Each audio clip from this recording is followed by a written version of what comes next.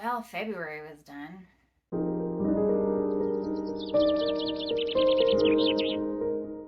February was such a weird reading month. I really struggled to find any footing. There were a number of books that I had pulled that I tried to read, but this was the month of DNFs. It like nothing seemed to stick. I had no capacity to read past a certain point with a lot of these. So let's just get those ones out of the way. I tried The Wishing Game, and if you don't know, I was a teacher for about 10 years. And one of the things that I really struggle with sometimes is reading POVs from teachers because I feel like there's a lot of things that people get wrong and I just can't get past that. So I think I maybe read one chapter of The Wishing Game, and the lady she's not a teacher, but she's like a teaching assistant. Here in Canada, we have educational assistants, which is kind of like, it's a little more different. They work specifically with designated children. I'm not really sure how it works in the US, but she's got this weird relationship with a boy and she really wants to adopt him. And for some reason, there's a level of for me. This is really tricky because you do have really close relationships with kids, but I have never felt as a professional that it is our place to pine after adopting children. And I think that was just the bit that I couldn't get past. The Art Thief, I tried. I drew this one for my jars. This was on my reader. I wanted to read this. This was told in a way that I really don't like. I have come to realize I like my history nonfictions to not have so much narrative. So this was told as if it was like a novel, you know? He looked around his room and he thought this about this thing and this about that thing and how he needed to do this. And it's like, to me, that's sort of sensationalizing almost. I struggle with that type of historical fiction. I have read some before and they have never gelled well with me. So this is a thing that is a me thing, and it didn't work for me. So I had to DNF this one. Then I went through reading the first chapter of a lot of books that I had put in my piqued interest section of my library Libby app. The first one was The Scandalous Letters of L&J. V&J, sorry, V&J. And I started reading this, and this is one of those, like, I don't think this is for me right now. Maybe on another time. So I put that one away. Same thing with Library of Broken something Dreams? Not sure. ILYA Dawn Johnson. I loved her Summer Prince book. I loved it. This one, it is written in the type of style that's like poetry. So you really need to have focus to sink your teeth into. It is very experimental, and my brain just couldn't handle that right now. So that was a DNF for now. And the other one that I am so sad, but I just had to, was the Blood Trials. I got 30% into this. I can see the comparison to the Hunger Games. Absolutely. I couldn't handle maybe the level of escalation of horrific murder and torture of people. There was also something in the writing right at the beginning that felt a little bit juvenile, and it was just these like kids who are kind of gang like, so they're using very foul language. I don't know if I needed it. It felt like 13-year-olds trying on a swear word for the first time. I had to put this one down. I needed something light or fluffy or just gripping. I needed something. Here's the book that put me in a reading slump. This is The Conjoined. I read this one because I read the description. It sounded fascinating. I saw it on an Instagram post, and there's something about the cover that immediately drew me to it.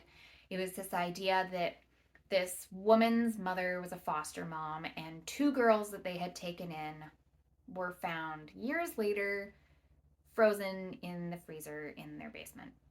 And it was like, oh, the whole mystery of that. Like, that sounds super interesting. I want to hear about that. And what this book is more about is a character study and the relationship between the main character and her mother, and about just their life growing up, and about her mom growing up, and why they are like the way they are. I wanted more of a mystery, and I wanted more of like a faster paced, and this one just didn't do it for me, and it put me in a serious slump. This was my January TBR spin, and it was read a book by a Canadian author. This author is from Vancouver, and I was excited to read something in Vancouver, and nope, just didn't do it. This was a 2 stars. 2 stars. 2 stars, and then put me in a slump. And then that is when I read all of those DNFs. This was like a week of I just couldn't find something to read. Just, I needed to find something that was short, that was quick, that I knew I would read and devour. And that ended up being Long Way Down. This is sort of told in free verse kind of poetry. I did read this, but I bet this one is amazing as an audiobook. This is the story of a young black man whose brother was just shot down at, was it a grocery store or something? And it was some kind of retaliation shooting. And so then he decides, well, I know who shot my brother, so I'm going to go and shoot him. And it's this exploration of the cycle of gun violence. And Long Way Down is basically him going down the elevator and meeting people on the way down and having sort of a, like, being coached through what gun violence means. What does it mean to him and his community? How it impacts people. This was powerful. This was incredible. This was a 5 stars. And this was slowly bringing me out of that slump. Like, yes, I love reading again, and reading powerful text like this is another reason it reminds me why I love reading. Right after I finished that one, I started reading The Hexologists by Josiah Bancroft. This was so fun, so whimsical. I did mention this in my vlog. This is just, it's quirky. It has Josiah Bancroft's crazy imagination, how the things that he thinks of are just wild. There are things that remind me of like a D&D campaign. It reminded me a lot of Genevieve Cogman's The Invisible Library series. There are writers out there that are doing the most incredible whimsical things, and you just gobble it up because you're like, it feels new, it feels fresh, and I quite enjoyed this. This is following a couple, Isabel and Warren. They are hired by the Crown to solve a mystery about a possible claim to the throne. So this book has mystery, and it has them going and investigating, and they do all sorts of cool things. And if you are totally into that blend of fantasy, it's kind of like Edwardian in vibe. There's talk about pollution, of industrialization, the monarchy, and supporting the monarchy. There's a lot of meat that goes into this. The place where I think most people might struggle with is that Josiah Bancroft has the most extensive vocabulary. So he will often use words that aren't often used, and it can come across as pretentious. If you are not a wordsmith, this might not appeal to you. But if you are a wordsmith, you might have a heck of a lot of fun with this. This is very action driven. I wish I had gotten a little bit more with Isn't Warren, but that's okay. Like, it was fun and it read really well. This was easily a 4 stars for me. Next was Emily Wilde's Guide to the not Guide to the Underworld. Emily Wilde's Map to the Other Worlds, Other Lands. Anyway, you have a picture of it. You can look at it. I just have notes, so that's not helpful for me. I love Emily Wilde. I'm just gonna say it right now. I know, like, it's everybody's big thing right now. Like, they really like it. I also really like it. Normally, I don't like fairy stories. I have tried, like the Holly Blacks. It's just not really my vibe. But this is, and I think the reason is because Emily Wilde is an academic. She is 100% an academic. And I relate to her so much. Reading that first book and watching her go through situations where she just missed so many cues, that is me. I miss so many social cues. My husband will tell a joke, and I just look at him like, what? And he's like, that was a joke. And I was like, oh, I didn't get it. It's like, woo. So, like, or just not being able to read the room. Sometimes I'm like that. More so right now because of the lack of sleep. But she and I are using the same parts of our brains, the academic, like, she's literally in the middle of a conversation. All she can think about is, how will this go academically? How can I put this into an essay? How can I make this into a lecture? And that's totally me. I have a hard time being present because my mind is constantly planning other things. So this second one, I don't know how I'm going to spoil. Going to spoil anything? Emily and Wendell go on an adventure to find some fairies. I gave this one 4.5, and the reason I took off the half was that I recognized very quickly that it is the exact same format as the first book. There's a lot of lead up to, we travel, we are in a new place, we are learning about the new place, we encounter fairies, we are in the fairyland, and then we escape the fairyland. And that is kind of like the overarching, and it was almost page for page in the exact same place that the action happened. It was just too exactly the same. So format wise,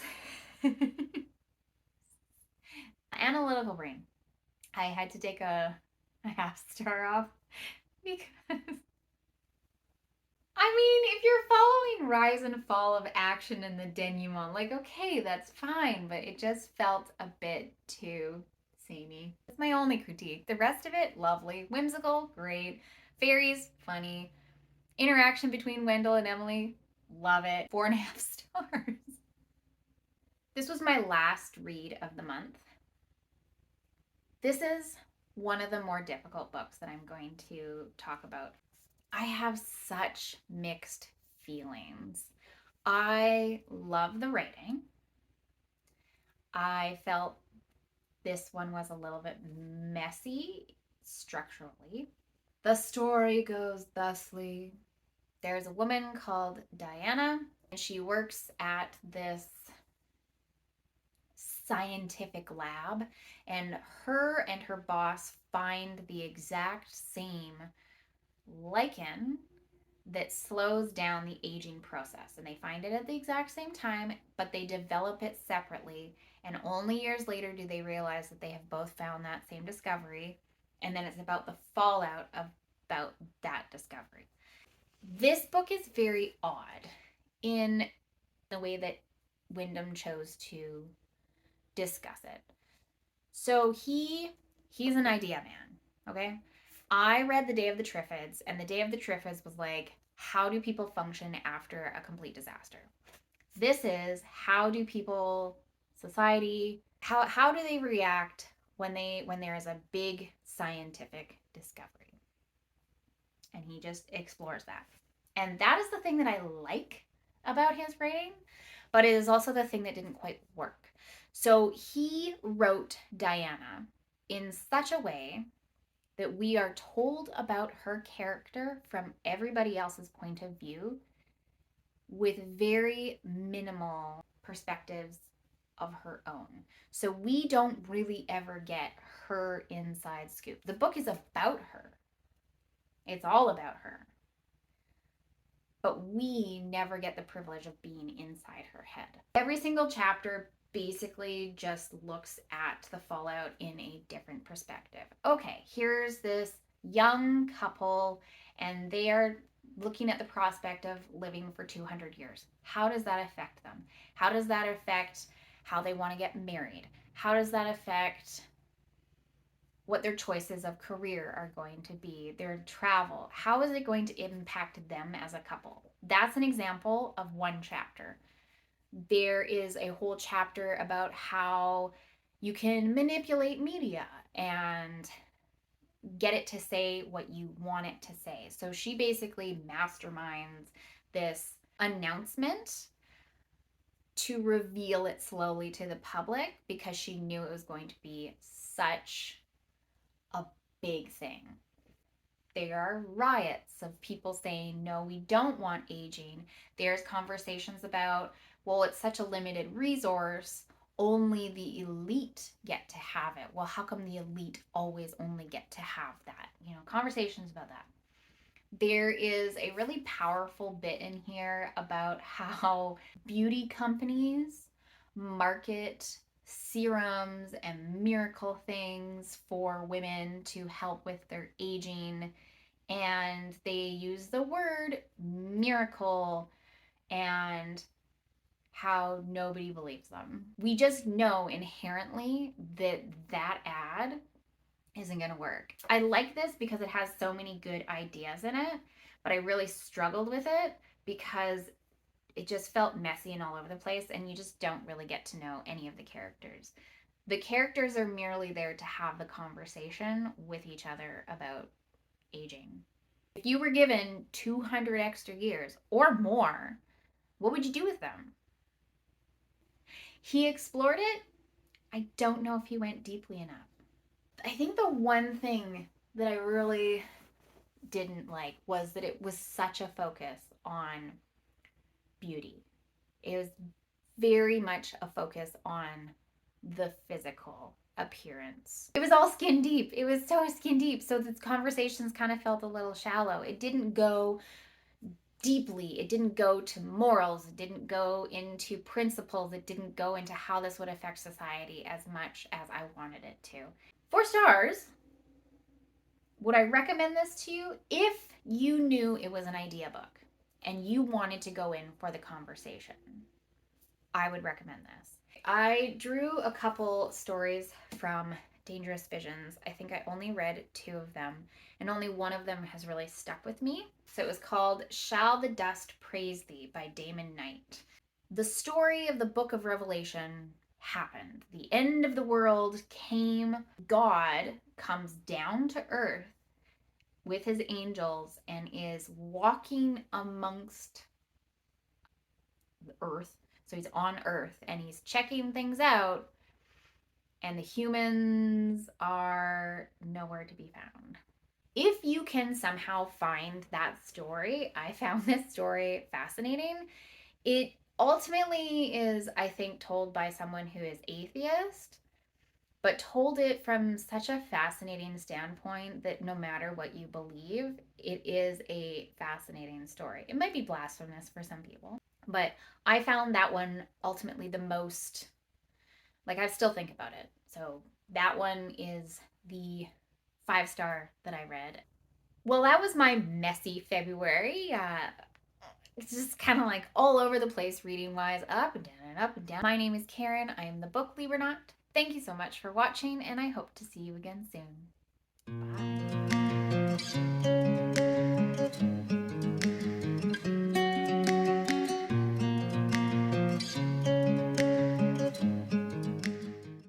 She and Bramblebee, is that his name? Wendell, that's his first name.